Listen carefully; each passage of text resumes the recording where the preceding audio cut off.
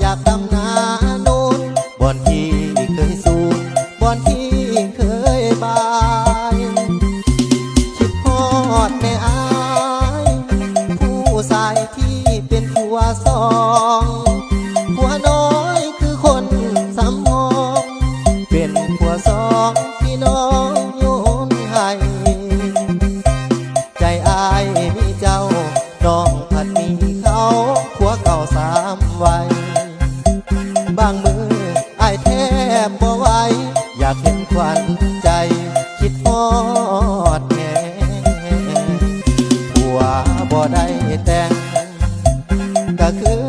ตำแหน่งผัวน้อยชีวิตทาแต่จอบลอยตำแหน่งผัวน้อยมันน่าสงสารใจโจดใจจ่อมือใดได้น้อสิลอยผัวมาสวรรค์สร้างบ่เมตตาให้ผู้ขามาเป็นสำมอง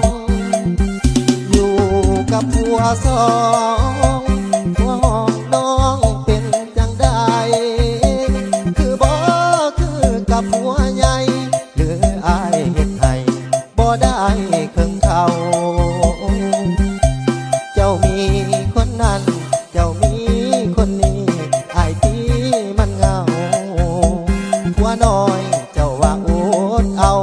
อายอยากเป็นเขาเบิ่งเด้คำแพ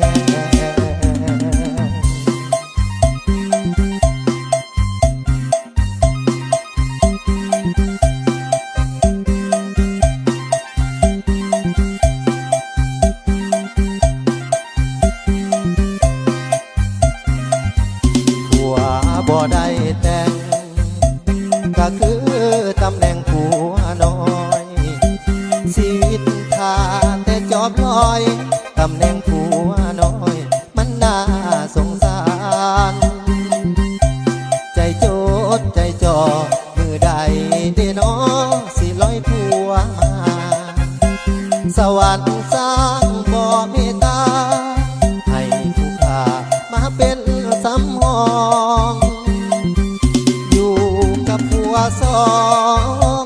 ผัวห้องน้องเป็นจังใดคือบ่คือกับผัวใหญ่